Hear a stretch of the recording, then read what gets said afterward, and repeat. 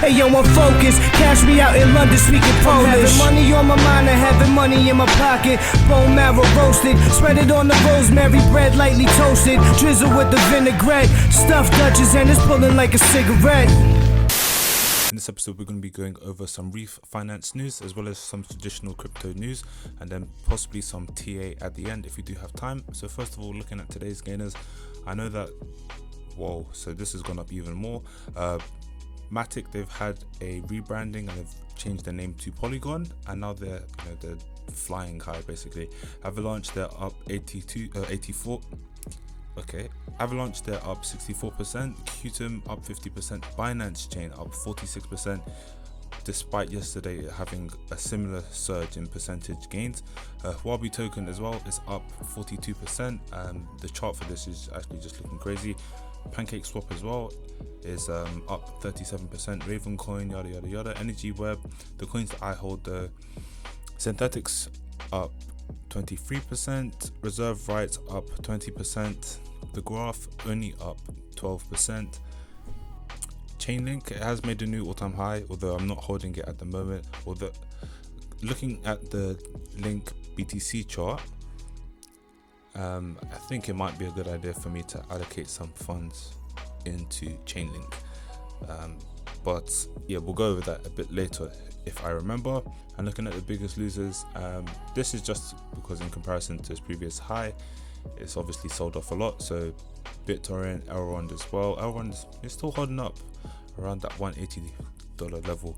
And then we have these other coins that we're not going to mention. But basically what we're talking about is Reef Finance, okay? So basically Reef Finance they've partnered with two other cryptocurrencies. So they've partnered with Paralink and they've also partnered with Akropolis as well. So we'll be going over the first bit of Paralink news. And basically what it is that as you guys know, Reef Finance is a Refinance is a DeFi yield aggregator, basically getting you the best return, and they have a token structure.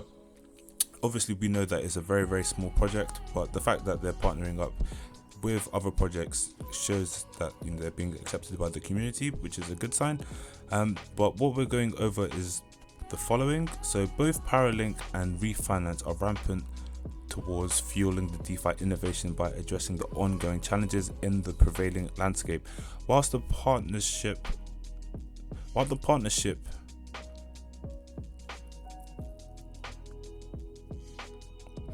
Paralink Network aims to synergize with Reef by providing reliable and secure multi-chain. So Paralink plans to synergize with Reef Finance by providing reliable and secure multi-chain Oracle solutions leveraging the Polkadot network. And this data serves as an indispensable part of the decentralized network. Paralink Oracle employs an on-chain consensus mechanism to collect, validate, aggregate, and interpolate real-world data into the smart contract in a safe and secured way.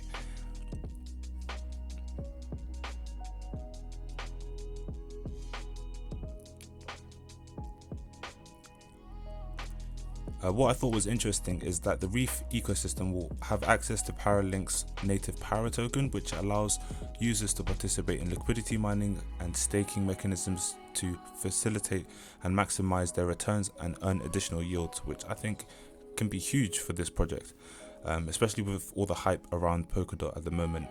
This project hasn't even got a visible market cap on CoinGecko, so it's crazy. But if you guys don't know what Paralink is, basically Paralink is a multi-chain Oracle platform leveraging Polkadot's network, as I've said many times, and substrate stack for on-chain consensus algorithm in order to eradicate the prevalent data issues in the DeFi industry, which is very, very good to see. So we're seeing another form of an Oracle. If we were to look at Paralink actually, which is a very new project, and it could be a potential good opportunity. So yeah, that's it. So Paralink currently is not available. It's not on the market, which I should have.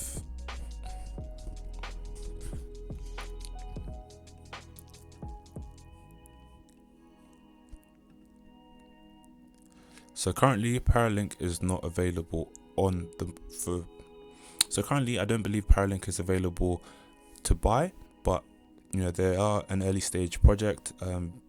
This dude, Danilo S. Carlucci, he picks good coins, and if he is backing this coin, a lot of people in the space respect this guy's opinion. So getting into a project this early would be something to marvel at when you see the gains that are yet to be had.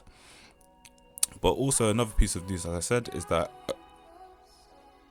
Akropolis partnered with Reef Finance. So we'll just briefly look at that article.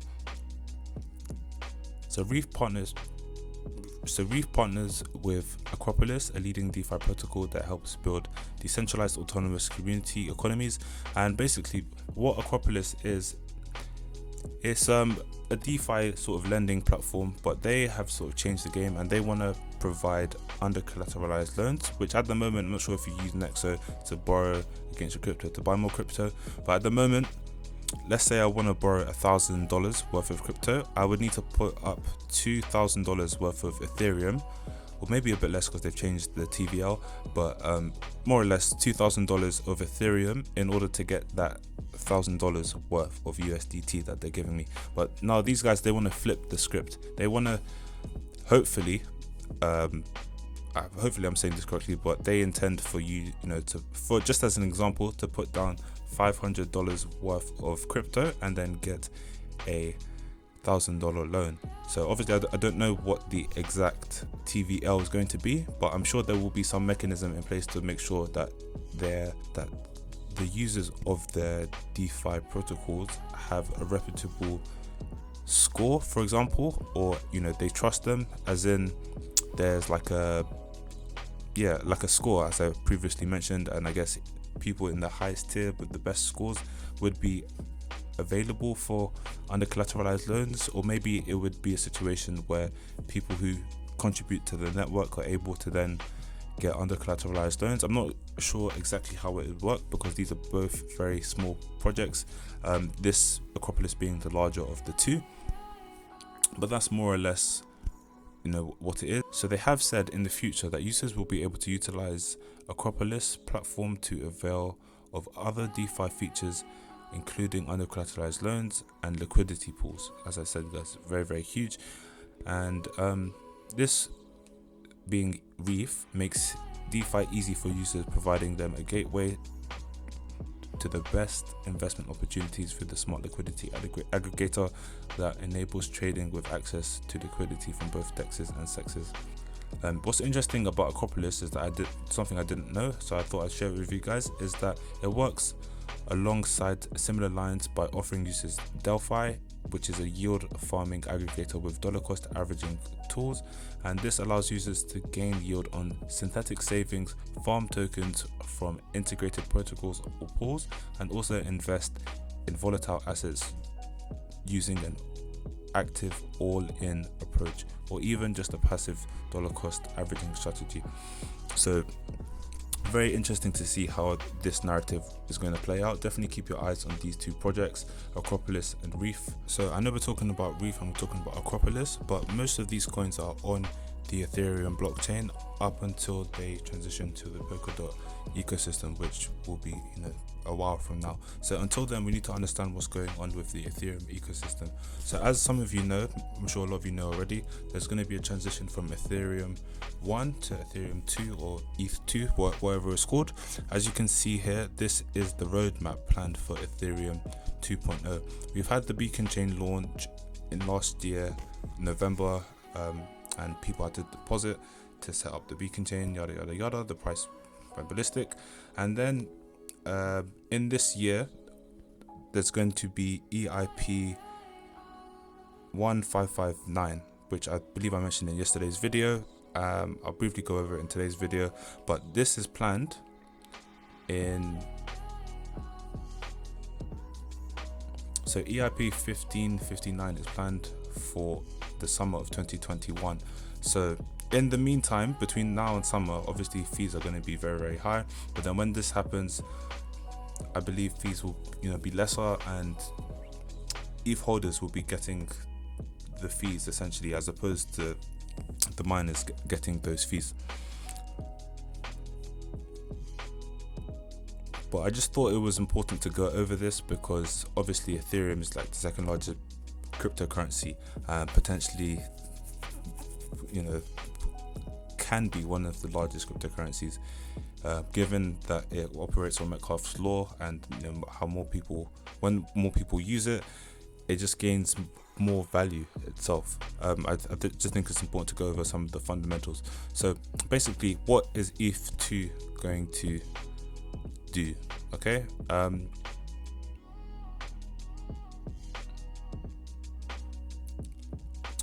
so ETH2 is going to bring proof of stake. As I said, is going to be less requirements for labor intensive or energy intensive mines, and it will just be people posting 32 ETH to validate a node pretty much, and then you get passive income. The only thing is that as more people start to validate their ETH, the rewards get lesser and less, and also when you do validate a node, your funds are locked up for at least 2 years or so, so you'd have to manage that. But the minimum is 32 ETH, as you can see here, and essentially what they want to add to the network is sharding. So at the moment, if I try to think of an example, at the moment, the sort of Ethereum network is around something very small, 15 transactions per second.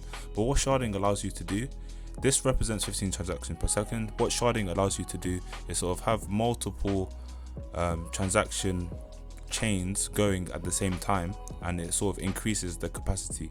Whereas something like Polkadot, they have many chains crossing over at the same time, and it's all working in unison sort of thing. So Polkadot has several nodes, and then there's like validator nodes. It gets quite complicated, to be honest, and probably beyond the scope of this video because I won't do a good job of explaining it.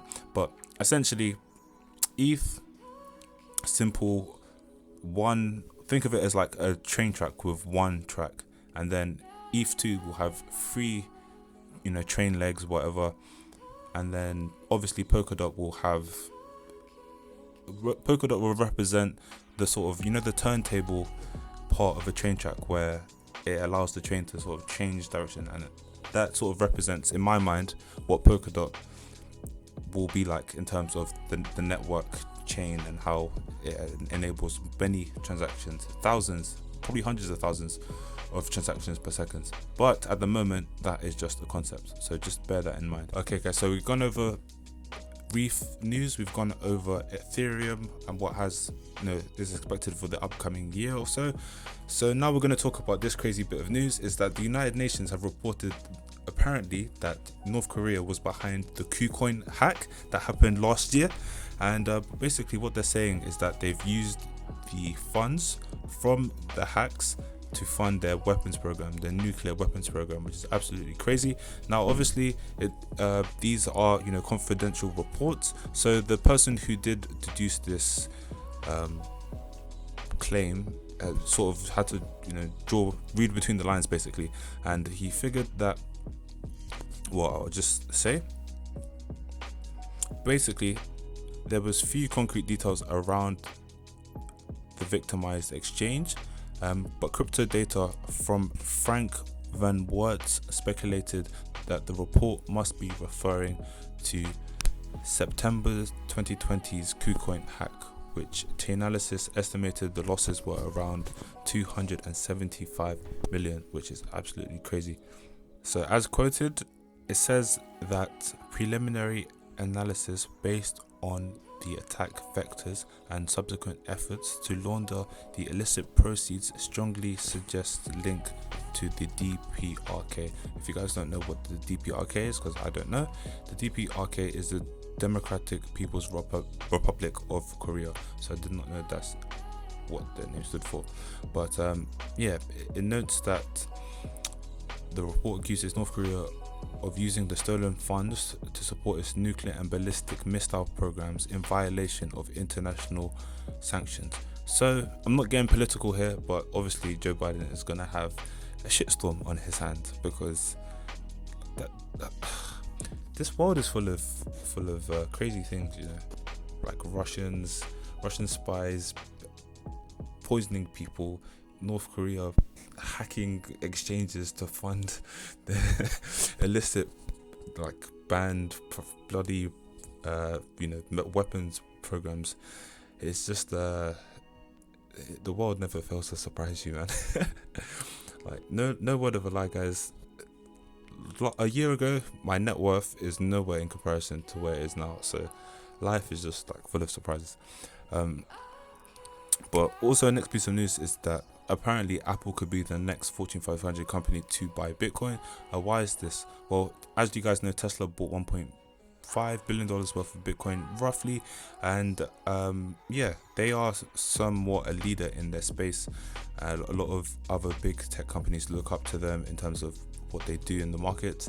And Apple, in terms of the money on its balance sheet, it has very, very large amount of cash reserves on the balance sheet. It's roughly around I don't want to say a number in case I get it wrong, but they have a large balance sheet basically, and rather than let that cash erode via inflation, they would need to invest it at a rate that exceeds inflation in order to not lose money, quote unquote. So interestingly, guys, DeFi wars have heated up, with Curve Finance's TVL surpassing what Uniswap has in their protocol, I should say.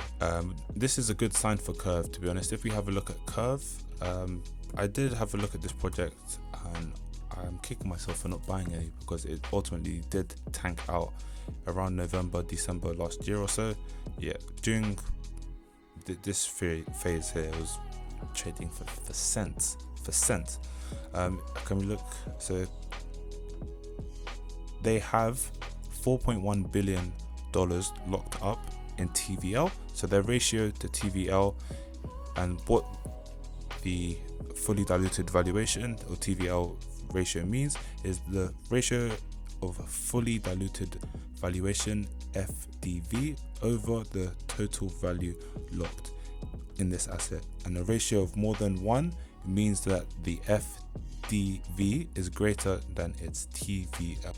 So this is a good sign for this project, and given that there's more money, or as you've seen that the FDV is higher than the TVL, essentially it would mean that we could see exponential gains in the next couple of weeks or so in this coin Curve DAO, because the market cap is very, very small. We've seen with other BlueFi chips, we've seen with other DeFi blue chip coins like Aave, Compound, Maker, they've done extremely well. This coin in comparison is quite undervalued if you look at it. If you look at those, and if we look at Uniswap and look at the similar statistics and do a quick comparison, we can have a look. So Uniswap has $4.2 billion in TVL locked up, which is 100 million more than what Curve has locked up. However, the market cap for Uniswap is 6.4 billion in comparison to a market cap of 700 million. So I guess, start looking at Curve if you are interested in, it is speculative, guys, nothing's guaranteed, but potentially Curve this upcoming cycle, with what we've just seen with Apple potentially wanting to add Bitcoin to its balance sheet, and with other DeFi coins surging like Binance Coin, PancakeSwap, all these DeFi lending coins, I think this would be something that could happen. However, maybe I'm just waffling, maybe I'm just talking crap, but who knows. A couple other projects to keep an eye on are Uniswap. As I've said, they have governance rights in terms of the token, and I think it's one to watch out for, to be honest.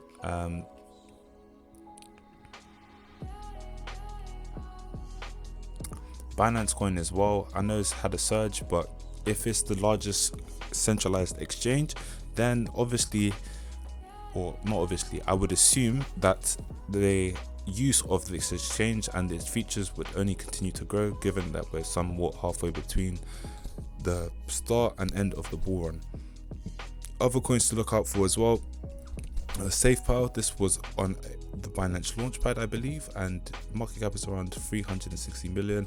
It has pumped quite nicely, only been around, to my knowledge, for the last 24 hours, although I did have some awareness of it in the background, but I did not participate in the Launchpad, unfortunately, which is something I'm going to have to reassess, because these gains are actually not to be scoffed at. Another project as well, Unistake, DeFi coin, market cap is very, very small at 32 million. Look at this coin. I will have to do a deeper dive into this coin actually. Another coin as well, Unilend Finance, similar market cap to Unistakes, very, very small market cap. And then mentioned SafePal, Evolution Finance as well. This is a new project that just launched. Just keep your eyes on these guys. I will try to do deeper dives into them as I get the time, but for the most part, I believe this video is done, and we'll talk again soon. See you guys, bye.